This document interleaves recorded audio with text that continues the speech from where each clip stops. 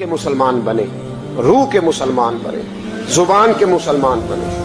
ایک ہندو نے نا کتاب لکھی ہے حضور علیہ الصلوۃ والسلام کے سیرت مبارکہ پر. ہندو نے, وہ ہندو کہتا ہے کہ میں نے نا عجیب منظر دیکھا ہے عرب کے لوگوں کا.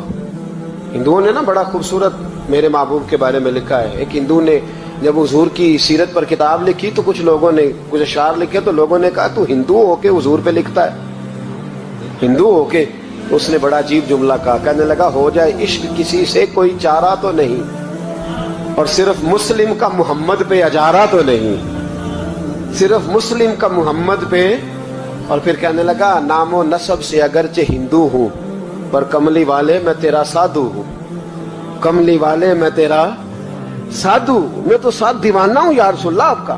تو نبی پاک علیہ السلام کے بارے میں لوگ لکھتے ہیں, وہ کہتے ہیں وہ محبت سے نہیں لکھ رہا, وہ سمجھ لیں کہ ایک عالمی تجزیہ نگار ہے تو ایک تجزیہ دے رہا ہے. کہتا ہے میں نے دو قسم کے عرب دیکھے, دو قسم کے.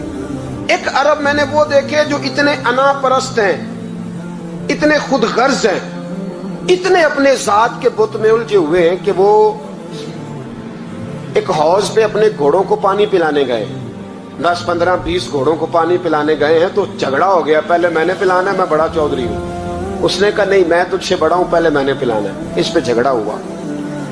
وہ غیر جانبدار تجزیہ نگار کہتا ہے اس پہ جھگڑا ہوا, لڑائی ہوئی, قتل ہوئے. اتنے قتل ہوئے کہ یہ قتل نسلوں تک چلے, نسلوں تک یہ قتل آگے بڑھے. وہ کہتا ہے ایک میں نے وہ عرب دیکھے. اور پھر کچھ عرصے کے بعد مکے اور مدینے میں اللہ نے اپنے نبی کو بھیجا, مصطفیٰ کریم علیہ السلام آئے. کہتا پھر انہی عربوں کا میں نے ایک اور رنگ بھی دیکھا, انہی عربوں کا میں نے ایک اور رنگ. وہ جو گھوڑے کو پانی پلانے پر لڑ رہے تھے, آج میں نے دیکھا کہ ایک جنگ کے موقع پر 3 صحابہ یا 7 صحابہ زخمی پڑے, زخموں سے چور ہیں. ایک آدمی پانی کا پیالہ لے کے آیا, ایک کو کہا پانی پی لو, زخمی ہو, شدید زخمی ہو, نزع کا عالم ہے, تھوڑی دیر میں ہو سکتا ہے شہادت نصیب ہو, پی لو. کل جو گھوڑے کو کہتا تھا پہلے میں نے پلانا ہے, میں نے پلانا ہے, آج وہی قوم میں نے عجیب رنگ دیکھا, کہا پانی پی لو.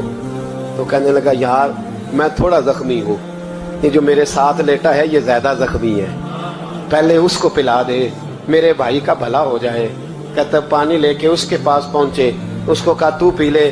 تو وہ کہنے لگا نہیں میں زخمی ضرور ہوں پر جوان ہوں, یہ میرے ساتھ جو صحابی لیٹے ہیں یہ زخمی بھی ہیں بوڑھے بھی ہیں, ان کو پہلے پلا. میں بات کرتے میں تیسرے کے پاس گیا تو اس نے کہا نہیں یار چوتھے کو پلا, وہ زخمی بھی ہے بیمار بھی ہے, اسے زیادہ ضرورت ہے. کہتے چوتھے کے پاس گیا تو وہ تڑپ اٹھا, کہنے لگا 5ویں کو پلا, اس لیے کہ اسے زخم مجھ سے پہلے لگا ہے, اس کا جہاد بھی مجھ سے سخت ہے. کہتے اس کے پاس گیا تو کہنے لگا یار 6 کے پاس چلا جا, اس لیے کہ اس کا وقت مجھے زیادہ قریب لگ رہا ہے. کہتے میں 6 کے پاس گیا تو وہ بول اٹھا, کہنے لگا وہ 5 جس رسول کا کلمہ پڑھتے تھے میں بھی اسی محمد کا ماننے والا ہوں, تو مجھے نہ پلا 7ویں کو پلا. کہتے اس کے قریب گیا اور میں نے وہ منظر دیکھا کہ وہ کہنے لگا نہیں اگر وہ 6 قربانی دے سکتے ہیں تو میں نے بھی نبی پاک سے تربیت لی ہے, تو پہلے کے پاس جا. کہتے میں اس کے پاس جا کے کھڑا ہوا تو روح پرواز کر گئی. میں دوسرے کے پاس گیا تو کلمہ پڑھ کے شہادت کا جام پی گیا. میں تیسرے کے پاس گیا تو حوض کوثر تک وہ بھی پہنچ گیا. کہتے ہیں 7 کے 7 وصال کر گئے, پانی میرے ہاتھ میں تھا اور میں اس صحرا میں کھڑے ہو کے سوچ رہا تھا یہ وہ لوگ ہیں جنہوں نے دل کا کلمہ بھی پڑھا ہے, روح کا کلمہ بھی پڑھا ہے. یہ ان کا صرف وجود نہیں جھکتا رب رسول کی بارگاہ میں, جب یہ جھکتے ہیں تو ان کے دل بھی جھکے ہوئے ہوتے ہیں, ان کی روحیں بھی جھکی ہوئی ہوتی. حالات بدل گئے میرے بھائی. ایک زمانہ وہ تھا جب حضرت عمر فاروق کی لونڈی نے کلمہ پڑھا, ہاں حضرت عمر لونڈی نے کلمہ پڑھا تو حضرت عمر نے اسے الٹا لٹکا لیا, درے مارتے. بی بی کہتی عمر مجھے اتنا مارتے کہ مارتے مارتے تھک جاتے, پھر پانی منگاتے, پانی پی کے پھر مارتے. یہ وہی عمر ہے جو کہتے جو کلمہ پڑھے گا گردن کاٹ دوں گا. یہ وہی عمر ہے جو کوئی غریب مسکین قریب نہیں پھٹک سکتا تھا, لونڈی کو دروں سے مارتے. وہی عمر کلمہ پڑھ گئے. اور پہلے تو ایک قبیلے کے سردار تھے نا بھائی, پہلے ایک قبیلے کے سردار تھے, تو उल्टा लटका के मार। चाहिए था ना जब अमीरुल मोमिनीन बनते ज्यादा सख्त हो जाते और इनके अंदर सख्ती आती, और अमीरुल मोमिनीन बन गए। 24 लाख मुरब्बा मील पर हुकूमत, 24 लाख मुरब्बा मील का हुक्मरान, चेहरे पे नकाब पहना। कंजुल उम्माल में रवायत मौजूद, वही उमर जो कल गरीब औरत को दुर्रों से मारते हैं, वही उमर। इनकलाब आ गया, सोच बदल गई, निगाह और दिल मुसलमान हो गए। उमर गुजर रहे हैं, एक घर से बच्चों के रोने की आवाज आई। चेहरे पे नकाब पहने उमर रुक गए। अफला गुलाम साथ था। कहने लगे पता कर, कोई मसला है। दरवाजे पे दस्तक दी। बीबी तेरे बच्चे क्यों रोते? कहने दौड़ जाओ। कौन होते हो? तुम्हें क्यों बताऊं? गरीब हर एक को नहीं दास्तान पता है। कभी एक जमात आ गई, मुझे बताओ मैं हल करूंगा। फिर दूसरा आ गया जख्म टटोलने, मुझे बताओ मैं किस किस के सामने जख्म खोले, किस किस को बताएं। बीबी कहने लगी जा दौड़ जा। दर्जनों आते हैं, रोज पूछते हैं, पूछ के तू भी जा।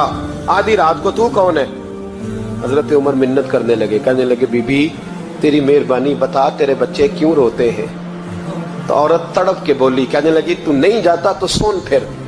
मेरे बच्चों की गलती ये है कि ये गरीब भी हैं और यतीम भी हैं। इनकी गलती है कि इनका बाप चला गया है। इनकी गलती ये है मैंने गरीब घरों में परवरिश पाई है। इनकी गलती ये है कि इनका दादा रईस नहीं था। इनकी कोताही ये है कि इनका नाना जागीरदार नहीं था। इनकी गलती ये है कि इनकी माँ जहेज में कुछ लेके नहीं आई। और क्या पूछना है? हजरत उमर कहने लगे बहन माजरा क्या है? कहने लगी बाप इंतकाल कर गया। उमर जब से हुक्मरान बना है इस गांव में कभी उसने फेरा ही नहीं डाला, वो आया ही नहीं। मेरी गरीबनी के बच्चे सारी सारी रात भूख से रोते, वो कभी आया ही नहीं। ये गलती है। पहले तो मैं कुछ न कुछ इनको खुश्क रोटी खिला देती थी, आज तो घर में कोई शय नहीं। शाम से लेकर पानी और रोड़े हंडिया में डाले हैं, पकाती जाती हूँ। कहा था चलो सो जाएंगे, पर भूख बड़ी जालिम है, नींद भी नहीं आने दे। सब रोगां दा रोग मोहम्मद, जिसका नाम गरीबी कंड वला के लंघ जाते नी दोस्त यार करीबी। कब भूख बड़ी जालिम है, पेट भूखा हो तो ये भी नहीं आती। सोचती थी सोच अब तहज्जुद का वक्त है पर सोते नहीं। अब बताओ मैं क्या करूं? उमर तो 24 लाख मुरब्बा मील का हुक्मरान है, इस कच्ची बस्ती में कैसे फेरा डालेगा? हजरत उमर दौड़े गए। 60 साल उम्र, कंधे पे अनाज का थैला रखा, कंधे पे। गुलाम कहते हुजूर मुझे दे दे। फरमाया बता कयामत में भी मेरा बोझ उठाएगा? हजरत उमर लाए। फिर उमर ने उस बीबी के घर में चिराग रोशन किया। फिर बूढ़े उमर कहते मेरी बेटियां थी, मेरी बीवियां थी, मैंने खाना कभी नहीं पकाया था। मैंने उस बीबी से कहा बहन तू बैठ जा, तो बैठ गई। उमर कहते मैंने आग जलाई। आपके गुलाम कहते हैं जब उमर आग में फूंके मारते थे तो उनकी दाढ़ी से धुआं निकलता था। उमर ने आग जलाई। फिर फारूक कहते मैंने कभी रोटी नहीं पकाई थी पर आज मैंने आटा भी गूंदा। 24 लाख मुरब्बा मील का हुक्मरान। और भाई जब तेरा दिल और नजर मुसलमान होती है तो फिर तू झूठे दावे नहीं करता, फिर दीन तेरे लफ्जों में, जुमलों में, तकरीरों में नहीं रहता।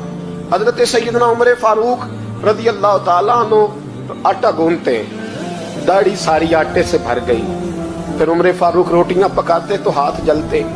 फिर सालन पकाया, फिर उमर ने दस्तरखान बिछाया। फिर वो छोटे छोटे बच्चों का उमर ने मुंह धुलाया। फिर फारूक आजम रोटी के लुक़्मे उनके मुंह में डालते और रोते, कहते बेटो उमर को पता नहीं चला कि तुम भूखे थे। बेटियों उमर को खबर नहीं थी। उमर से नाराज तो नहीं हो? छोटे छोटे बच्चे कहते हमें तो पता भी नहीं उमर कौन है।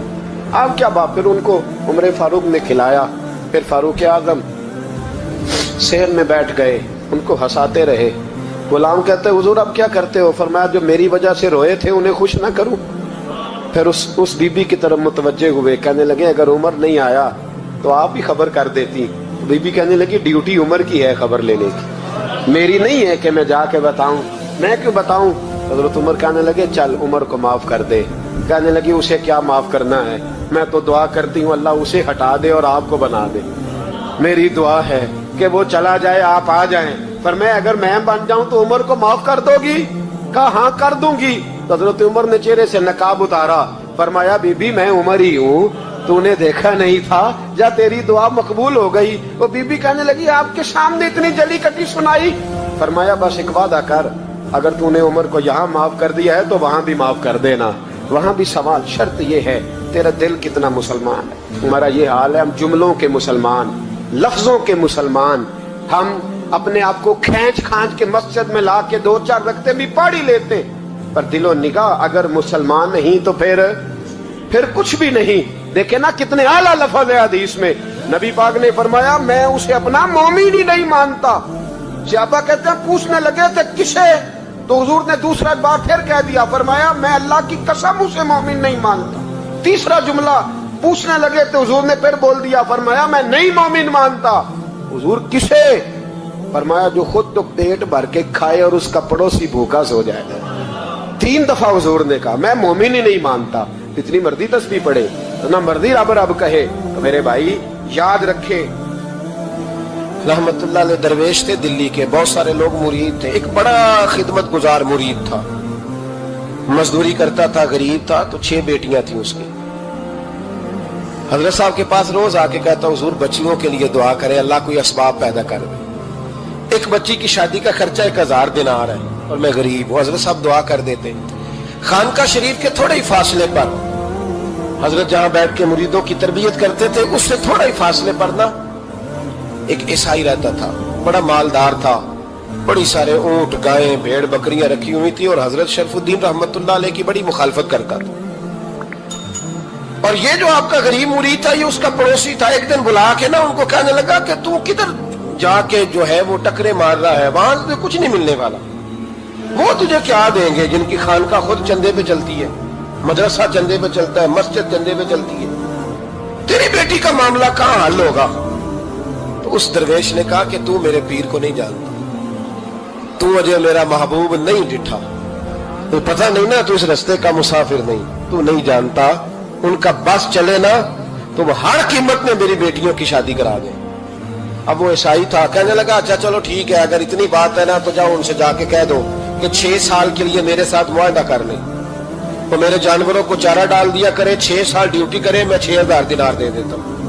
वो मेरे साथ 6 साल मेरे जानवरों को चारा डाले रखते हैं ना, आप चारा डालने के लिए एडवांस पैसे दे के। अब तो लोग उन्हें भी गुलाम ही बना लेते हैं, बड़ी थोड़ी तनख्वाह देते हैं, जुल्म करते हैं, पूरा मुआवजा नहीं देते। हजरत शेख शरफुद्दीन के बारे में वो कहने लगा जो अपने पीर से जाके कह के मेरे जानवरों को 6 साल चारा डाले, मैं 6000 दे देता हूं, तू जो कहता है हर कीमत पे जाने को तैयार है। उसने जब ये बात की तो मुरीद ने नाराज हो गया, वो लड़ाई हो गई, गिरबान पकड़ लिया, झगड़ा हुआ, बात बड़ी दूर गई। इस तरह की बात करता मेरे हजरत के बारे में, तेरे जैसे कई मैं वहां काम पे रखा दूं। जब वो बड़ी बहस हुई, बात मोहल्ले में, इलाके में फैल गई, दुनिया ने सुन ली, तो शेख शरफुद्दीन तक भी पहुंच गई। इस तरह झगड़ा हुआ है। लोग सो गए इशा की नमाज के बाद। हजरत साहब ने ना सर पे कपड़ा लिया, उस ईसाई के दरवाजे पे दस्तक दी। वो बाहर आया, फरमाने लगे लोग तो सोच समझ के मुलाजम रखते हैं, तूने भी तो सोच ही लिया होगा, तभी तो मुझे ऑफर की है। तू अपनी ऑफर पे कायम है? वाकई मुझे रख लेगा और 6000 दिनार दे देगा? कहने लगा जा बाबा काम कर अपना। फरमाया नहीं, तूने इतने लोगों में बात की, इतनी बहस हुई, तो कायम है? कहने लगा मैं तो कायम हूं, पर आपने नहीं कायम रहना। फरमाया मैं सोच समझ के आया। उसने कहा आप ड्यूटी करेंगे, भैंसों को चारा डालेंगे? फरमाया एक शर्त, बस जब अजान हो जाए ना तो मुझे रब की नमाज पढ़ने की इजाजत दे देना, बाकी सुबह शाम जो तू कहेगा। अगर उस गरीब की बेटियां ब्याही जाए तो मुझे और क्या चाहिए? उसकी 6 बेटियों का बोझ है उसके सर पे, तू मुझे रख ले। अल्लाह अकबर। वो कहने लगा चले पे मेरे साथ खते बंदगी कर ले। आजकल हम स्टाम्प करते हैं, उस जमाने में खते बंदगी होता था, गुलामी का खत, काजी शहर के पास। यानी उसका ख्याल था कि चलो वो स्टाम्प की बात करूंगा तो भाग जाएंगे। फरमाया चल मैं तैयार हूं। काजी तक गए, तय हो गया, 6000 दिनार दे दिए। हजरत ने मुरीद को बुलाया, फरमाया पुत्र ये ले जा मेरी बेटियों को रवाना कर दे। कहने लगा हुजूर ये क्या कर रहे हो आप, कुछ सोचे? फरमाया यार जब तुझे बेटा बना लिया तो फिर मेरी पोतियां तो लगती हैं ना, मेरा हक तो बनता है ना, जा जाके ड्यूटी कर, उनको ब्याह दे। बात फैल गई, बादशाह भी अकीदतमंद था, वो 12000 दिनार लेके पहुंचा। क्या बताऊं इन रब के बंदों का दिल कैसा होता है। کیا درد ہوتا ہے، کیا رنگ. 12,000 دینار لے کے بادشاہ آیا اور آگے حضرت کو پیش کیے کہ حضور آپ دیں اس عیسائی کو ڈبل دیں اور جائیں کام کریں. آپ فرمانے لگے تو پیسے دے، شرطیں نہ لگا، میرا جہاں دل کرے گا میں خرچ کروں گا، مجھے تو مزہ ہی اب آنے لگا ہے، ابھی تو لطف آ رہا ہے، ابھی تو ذائقہ آیا ہے کچھ کرنے کا، پیسے دینے ہیں تو دے، پابندی نہ لگا، جہاں میرا دل کرے گا میں. اس نے کہا حضور ٹھیک ہے رکھ لیں. حضرت نے فجر مسجد میں پڑھی، جیب میں 12,000 دینار تھے. اعلان فرمایا بھی کسی اور کی بیٹی بھی بیٹھی ہے تو پیسے میرے پاس ہے. وہ 12,000 دینار بھی بانٹ دیا اور 12,000 دینار بانٹ کے نا تو پھر چلے گئے کھیت میں چارہ کاٹنے. اس عیسائی کو کسی نے بتلایا کہ ان کے پاس تو 12,000 آیا ہے پر تجھ سے جان نہیں چھڑائی انہوں نے. وعدہ یہ ہوا تھا کہ 6 دیں گے تو جائیں گے، جب تک دیں گے نہیں تیرے گھر میں کام کریں گے. وہ نا چارہ کاٹ رہے تھے، حضرت صاحب تو وہاں پہنچ گیا، دور جا کے کھڑا ہو گیا، کہنے لگا بابا پہلے تو میں نے مسلمانوں کے اخلاق سنے تھے، اب تو میں نے دیکھ بھی لیے، پر یہ بتا جب 12,000 آیا تھا جان کیوں نہیں چھڑائی؟ تو حضرت چارہ کاٹتے کاٹتے رو پڑے. فرمانے لگے تو نہیں نہ جانتا یہ بیٹیاں سانجھی ہوتی ہیں، پتہ نہیں نا. میرے رسول پاک نے تو حاتم تائی کی بیٹی کے سر پہ کپڑا رکھ کے کہا تھا بیٹیاں برابر ہوتی ہیں. تو یہ نہیں پتا جب اس کی 6 بیٹیوں کی شادی ہوئی ہے میرے اندر روحانیت کتنی بڑی ہے. فرمایا پھر 12,000 آیا ہے تو 2-4 بچیاں پھر گئی ہیں، تو یہ نہیں پتا میں اندر سے راضی کتنا ہوں، میں تیری نوکری کرتا رہوں گا، پتہ نہیں اللہ کتنی بیٹیوں کو بیاہ دے گا. اتنا رویا وہ عیسائی کے پیروں میں بیٹھ گیا، کہنے لگا بابا میں نے تیری مخالفت کی ہے پر تیرے قریب آ کے پتہ چلا ہے تو بہت اونچے اخلاق کا مالک ہے، اور اگر تیرا یہ مقام ہے تو تجھے اخلاق سکھانے والے محمد عربی کی شان کتنی ہوگی. ظالم کی بولیے جاتے نہیں لوگ جھوٹے گواہ بن کے. وکیل صاحب کو نہیں پتا ہوتا کہ یہ بندہ مجرم ہے جو میرے پاس آیا، کیا مجرموں کے وکیل نہیں ہوتے؟ بولے تو اس کو پتہ نہیں ہوتا وکیل صاحب کو کہ یہ صاحب مجرم ہے، میرے پاس مقدمہ لے کے آئے. اور اگر بے ادبی نہ ہو جائے تو میرا خیال ہے قاضی عدالت کو بھی پتہ ہوتا ہے کہ مجرم کون ہے اور مظلوم. میرے نبی پاک صلی اللہ علیہ وسلم نے اس قدر زیادہ سختی فرمائی اس مسئلے میں. فرمایا جس کو پتا تھا کہ فلاں آدمی ظالم ہے، ظلم کر رہا، پھر وہ ظالم کا گواہ بنا یا اس نے ظالم کی مدد کی، کتنی کی؟ شارحین لکھتے ہیں چاہے اس نے ایک جملہ بول کے کی، چاہے ایک، سارے بولیے، چاہے ایک غریب کو اس نے ظلم کیا تو کہتے ہیں علاج یہ سی، چاہے ایک جملہ بول کے کی. شارحین اس حدیث کی شرح میں لکھتے ہیں ایک جملہ بول کے چاہے مدد کی. جس بندے نے کسی ظالم کی مدد کی کسی مقدمے میں یا کسی صورت میں اور اسے پتا تھا یہ ظالم ہے، میرے نبی پاک صلی اللہ تعالیٰ علیہ وسلم فرماتے ہیں اگر اس نے مدد کی، ابھی ظالم کی بات نہیں ہو رہی، ظالم کے مددگار کی بات ہو رہی، اگر کسی نے ظالم کی مدد کی تو حضور فرماتے ہیں خدا بھی اس سے بری و ذمہ ہے، رسول بھی اس سے بری و ذمہ ہے. سنبھال کے رکھے اپنی نمازیں، قربانیاں، حج، زکوٰۃ سنبھال کے رکھے. اگر ظالموں کا مددگار ہے، الیکشن آ لینے دے، آپ کو نظر آ جائے گا کون کون ظالموں کا مددگار ہے، نظر آ جائے گا. اپنی جیب سے لوگ پیسے دے کے ظالموں کی مدد کریں گے، ان کے فلیکس چھپوائیں گے، بورڈ لگوائیں گے، جیبوں سے پیسے دیں گے. ہم نے خود آگ لگائی ہے چمن میں اپنے، بے سبب گردشی ایام کو الزام نہ دو، ہم نے خود نور کا ظلمت سے کیا ہے سودا، کر کے توہین سحر شام کو الزام نہ دو.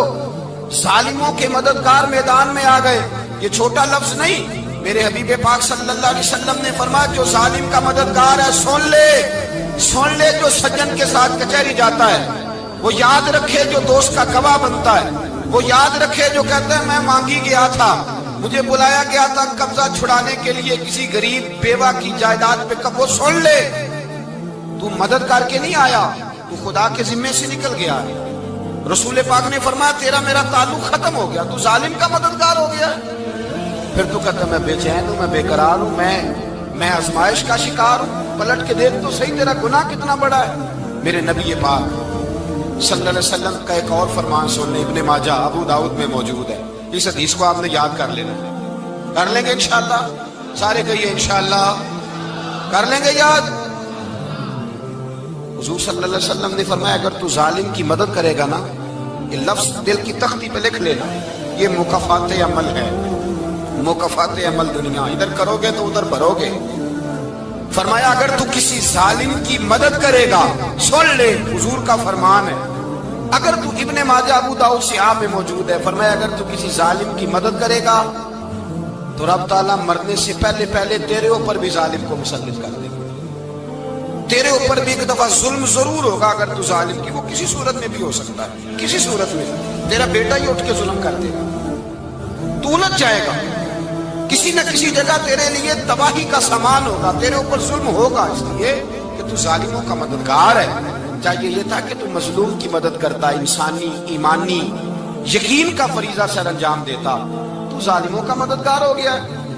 ٹٹول کے دیکھ لیں، رزلٹ نکال کے دیکھ لیں، ہمارے زمانے میں ظالموں کے مددگار زیادہ ہیں، اتنی لمبی زبانیں نکال کے ظالموں کی مدد کرتے ہیں، بڑے بڑے کالم نویس اللہ نے انہیں قدرت دی لکھنے کی، تو اپنا قلم ظالموں کی مدد میں خرچ کرتے ہیں۔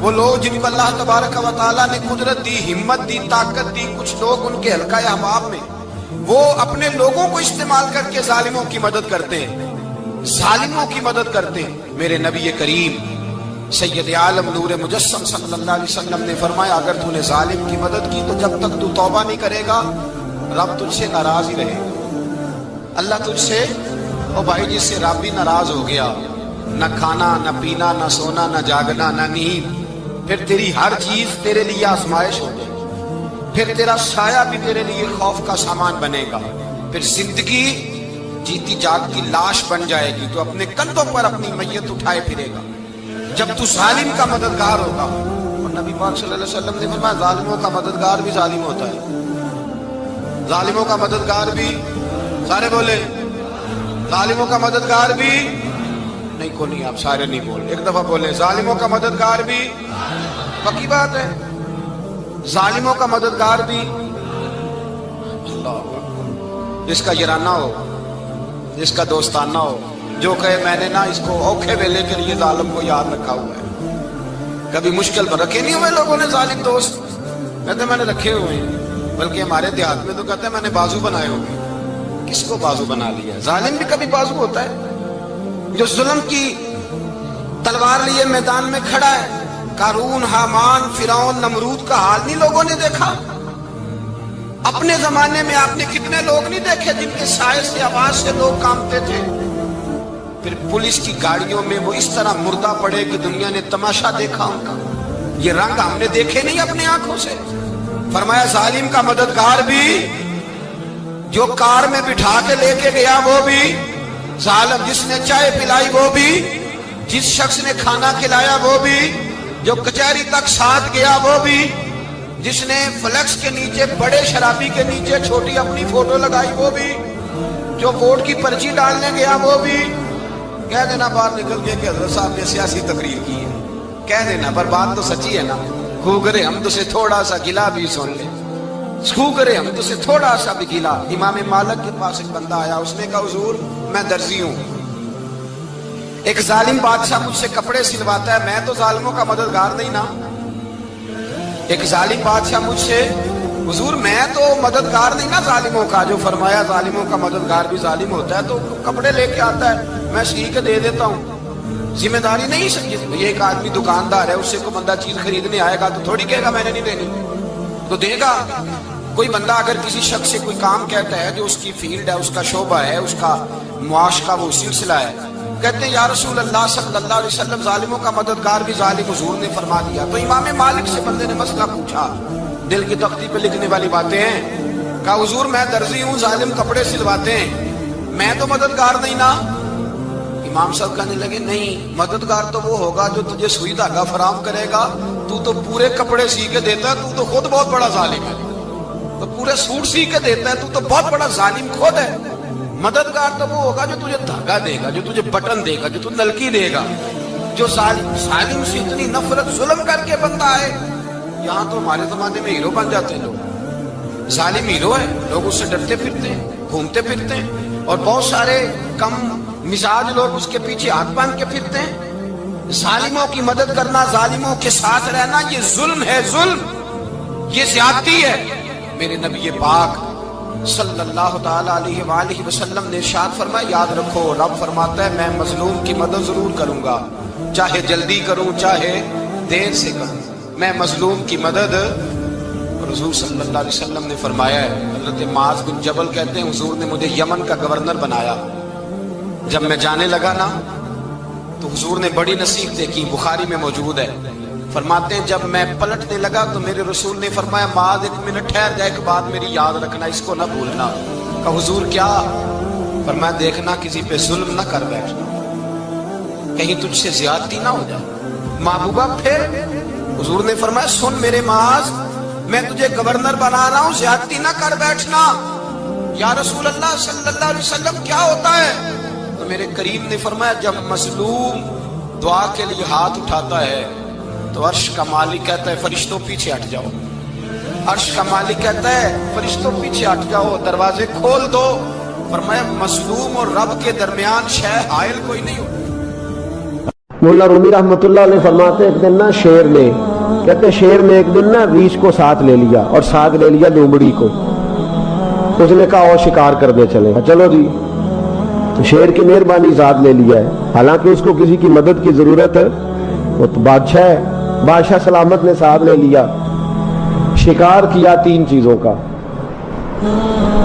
ایک شکار کیا خرگوش، ایک ہرن، ایک گائے۔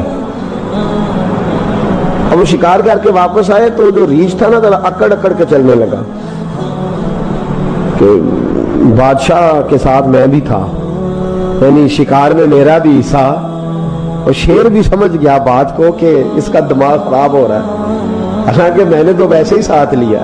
وہ ریچھ صاحب بھی نا تگڑے ہو گئے، انہوں نے کہا اوہو میں ساتھ ہی تھا کہ اب بادشاہ نے تو ویسے ساتھ لیا تھا کہ چلو 2-4 آدمی مل کے تو وہ پیر وارث شاہ صاحب رحمت اللہ تعالیٰ علیہ سے کسی نے کہا کہ آپ کے جو شیخ ہیں آپ کے مرشد ہیں آپ کو بلا بلا کے مشورے لیتے ہیں کام لیتے ہیں تو آپ تو بڑے خوش نصیب ہیں، تو انہوں نے کہا ہیر ہس بولے تے وہ مہربانی ورنہ رانجے تے لاڈ ہی لڑاو لے لے۔ انہوں نے کہا ٹھیک ہے اگر اس نے مہربانی کر دی ہے تو اس میں میرا نہیں، ان کی نظر شفقت ہے، ہیر ہس بولے تے وہ دی مہربانی، انہوں نے مہربانی فرمائی ہے تو بڑی کرم نوازی ہے، ورنہ من آنم کے من دانم جو میں ہوں اس کا مجھے پتا تو ہے ہی نا، تو میں اس میں اپنے آپ کو اتنا بڑا نہیں سمجھ۔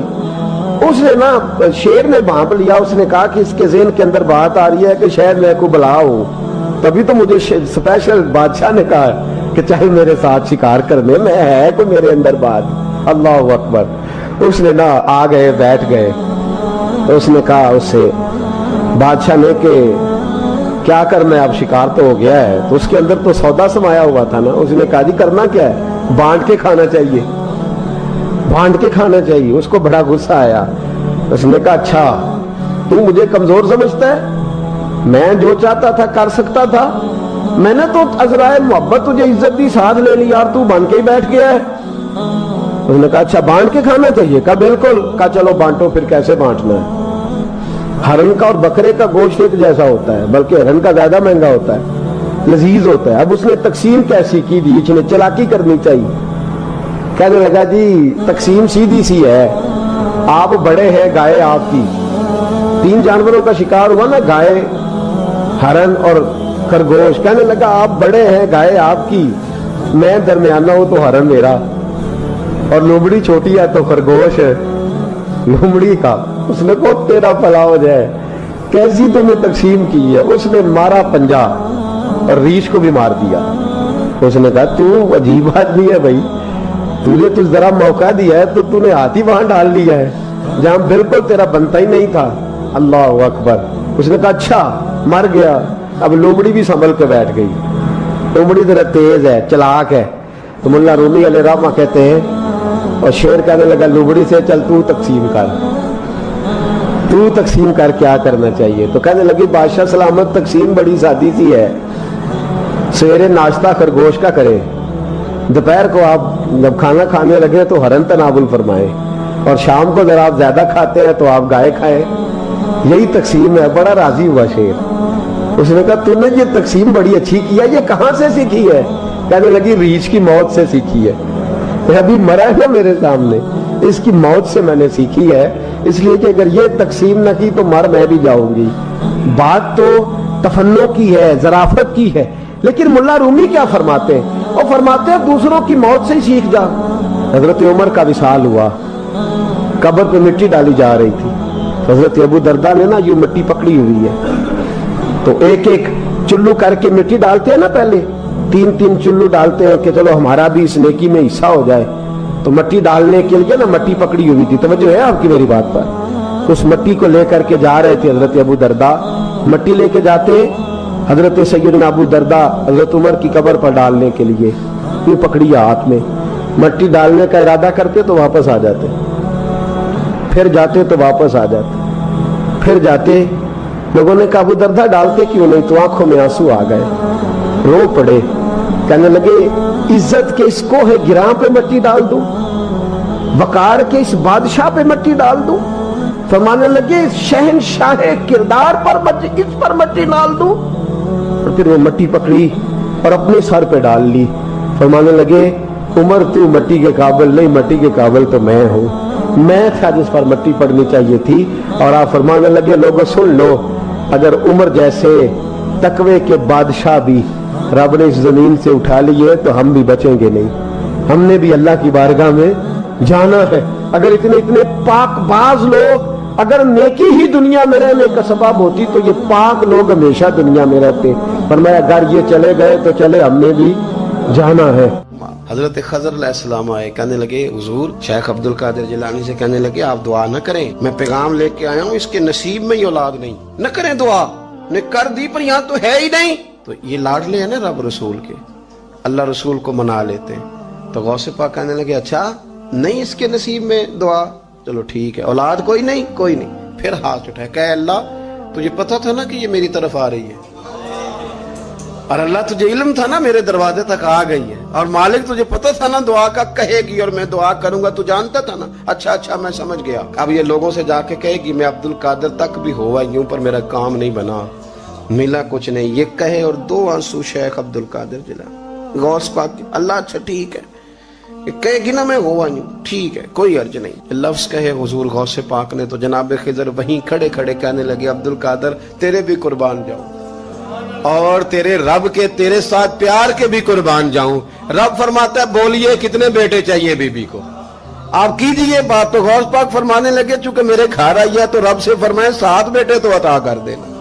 ओ भाई इतनी सी बात नहीं लोगों की समझ में आती कि मेरा कोई लाडला प्यार वाला हो तो मैं मान जाता हूं, तो जो रब रसूल के लाडले वो जब बात करते हैं तो अल्लाह रसूल भी मान जाते हैं। भाई इतनी सी बात है। एक शख्स ने आके कहा हुजूर मेरा वालिद इंतकाल कर गया, रात ख्वाब में देखा बड़े अजाब में। लोग बड़े परेशान होते हैं इन बातों में बड़े, लेकिन मैं बड़े दलाइल कायम कर सकता हूँ। हाँ हमें क्या मलांग समझते हैं कि हम जो बात करेंगे बगैर दलील के करेंगे?